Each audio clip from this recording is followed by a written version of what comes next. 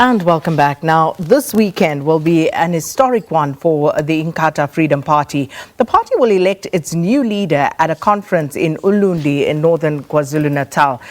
Prince Mangosuthu Buthelezi founded the party and has led it for the past 4 decades. And over the years, he's indicated his intention to step down from the presidency, and he has subsequently nominated KwaHlabisa Municipality Mayor Velenkosini Hlabisa as his successor. So to talk more about the expectations from the conference, joining us from our Durban studios is the party's national spokesperson, Mkhuleko Hlengwa. Thanks for your time and welcome to Morning Live. An absolute pleasure, SK. Good morning to you and the viewers. I think at the outset, if I may, just correct the reference to Prince Buthelezi having nominated Comrade Velenkosini Hlabisa. It was in fact a nomination by the NEC and then taken to the Extended National Council of the party in October 2017. And Prince Buthelezi, of course, as a member of the NEC and the Extended National Council, was bound by those decisions. And so it was not an individual nomination on his part. It was a nomination of the structures. But insofar as conference is concerned, it is all systems go. Some 20 minutes from now, registration will kick off, and the National Council will meet at 3 o'clock this afternoon to make sure that everything is in order, adopt all the necessary credentials, agenda and reports, and then present everything to the conference set to kick off at 6 o'clock this evening. So let's just come back to the question of Mr. Hlabisa. And you say he was elected by the NEC. But of course, as it were, there were reports that he was, in fact, the anointed choice of Prince Buthelezi. Is there any truth to that? You know, there's a section of reporters and analysts in the South African discourse who really need their heads read, because despite every factual information you place before them, they are so steadfast and hard-headed in arriving at their own conclusion outside the facts, not having been in any of the meetings which have taken these decisions. It was on October 26 in 2017 when the NEC met, because Prince Buthelezi convened it to advise the party that he would not be available for the position of president at the next conference. That set into motion then the transition process, or the second phase of it, of the 2012 process of the roadmap to a smooth leadership transition, which was adopted by conference in 2012. That being the case, we then nominated Comrade Velenkosini Hlabisa as the NEC and presented that to the Extended National Council. Why was that necessary? Because the due process of the party is that nominations for the NEC leadership are cleared by the National Council. But in an extraordinary move, the party extended that prerogative to the Extended National Council for broader consultation. Internally, as a party, we view the Extended National Council as a mini conference. So there is no truth to the fact that Prince Buthelezi anointed Comrade Velenkosini Hlabisa, the SG. But Prince Buthelezi was part of the meeting and he accepted that nomination because he had been tasked by the conference in 2012 to manage a smooth leadership transition. And so he left it to the hands of the structures to make a nomination and then for him to facilitate the transition with whomever had been nominated by the structures. So I want to put it as a matter of fact in the public record that it would be dangerous for analysts to, because you know some of these media houses, SK, we have been speaking to them, we have been sending them the information and telling them, but because they want to drive a particular narrative, and I think it's dangerous for people to want to advance opinions as fact and negate facts which are actually what happened. So there's no such thing as an anointment, but we appreciate the fact that Prince Buthelezi is managing this transition in a manner which builds the party's unity and ensures the continued sustainability and viability of the IFP post his stepping down as party president. So going into the national conference today, will there be a contest for the presidency? Because it seems there's indication that the former national chairperson, Ziba-Jiyane, has actually put his hand up, thrown his hat into the ring, as it were. Well, in the IFP SK, we don't have a situation where people avail themselves in the manner in which Dr. Jiyane is doing. The leadership is a prerogative of the structures, and not one structure has nominated him. He has nominated himself. That's the first irregularity. Secondly, the National Council has not received his nomination because, as I'm saying, the nominations come from the structures. They are cleared by the National Council. In this case, as I was saying, we gave that prerogative to the extended National Council to ensure broader consultation. So as far as we are concerned, Dr. Jiyane is not a nominee or a candidate for any position. And the National Council, as it's meeting this afternoon, will be, finalizing on all those things. We have not received that nomination. Moreover, I must put on public record that Dr. Jiyane, if he had read the party's constitution, would know that it does not qualify for contestation at this point in time. And I will leave it at that and say to him, read the constitution. I think also, let us be circumspect about how we refer to him as the national chairperson and leaving the vacuum that he has actually been out of the party for 14 years. And so he must really be called a returning member of the IFP who was the national chairperson, because it creates a perception that this is somebody who has been active and about in the party structures.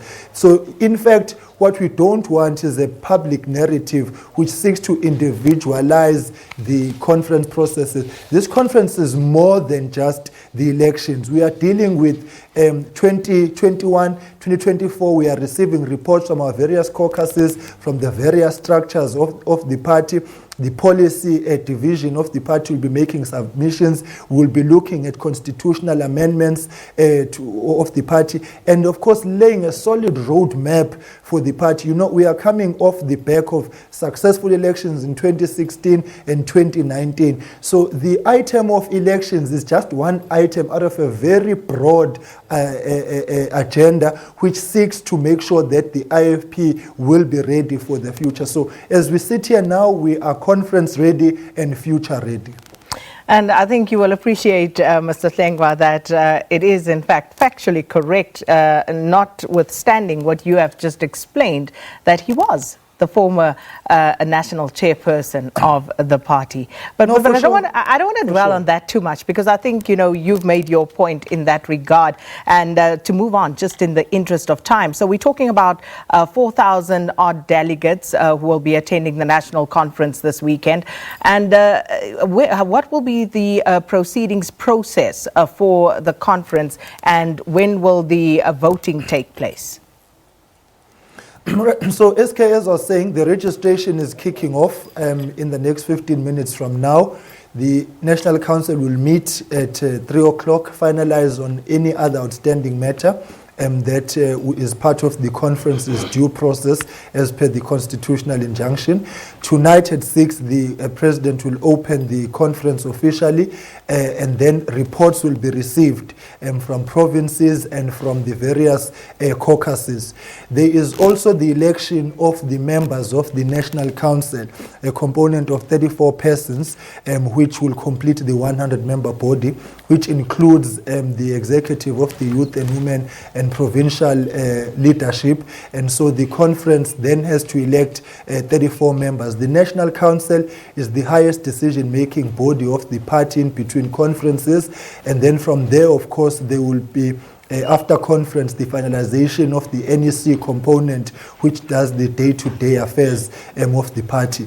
Tomorrow, His Excellency Prince Buthelezi will deliver his address and report to the conference, coming from 2012. And then the Secretary General, of course, must also present his report. Elections will take place, commissions on the various thematic issues which have been identified, from the economy to land to job creation, the issues of youth, women, and so on. All of those will then be taken to commissions.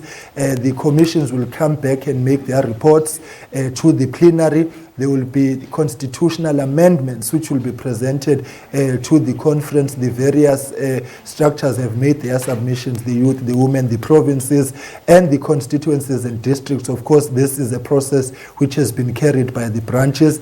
And then on Sunday, once all those issues have been adopted, the newly elected leadership will then address the media insofar as the initial reaction is concerned to their election. So it is a fully packed program for this weekend, and we are hopeful that we will be able to manage the conference in all its material respects effectively and efficiently. Of course, we are really paying a huge tribute to Prince Mangosuthu Buthelezi, who has done a stellar job in leading the IFP. He has been the man of the vision, and he has carried us on his shoulders through very difficult moments pre-1994 and post-1994. We salute him as a freedom fighter. We salute him as a proponent of our democracy and freedom. We salute him as a voice of reason in the South African national discourse, and as somebody who has really always put the collective interests of South Africans first ahead of his own. The IFP is proud of his leadership, proud of his legacy,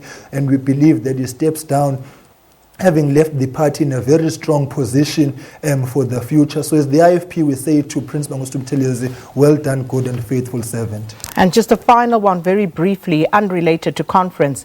IFP councillor Mthembeni Majola, who was shot dead in Escort in an alleged hit. Are there any developments around that particular story? We are in the hands of the SAPS insofar as that matter is concerned, SK. His funeral was yesterday, and we're quite happy in the manner in which everybody conducted themselves to give him the dignified send-off which he had. The IFP would want to once again reiterate our concern about the slow pace of investigations into these political killings or alleged political killings in KwaZulu-Natal. We have had the Moriane Commission, but none of those issues have actually translated into a tangible action, which gives us the confidence that the SAPS and the intelligence services and the law enforcement agencies in the country have got their hands on the pulse insofar as these issues are concerned. So we are wanting again to call on the SAPS to ensure that they investigate with the necessary speed, because it is only when arrests take place and successful prosecutions that you effect that deterrence insofar as these killings are concerned. And we need to get to the bottom of why Comrade Mthembeni was killed, just like we are still awaiting a conclusion into the case of Comrade Usbuyiselo Dlamini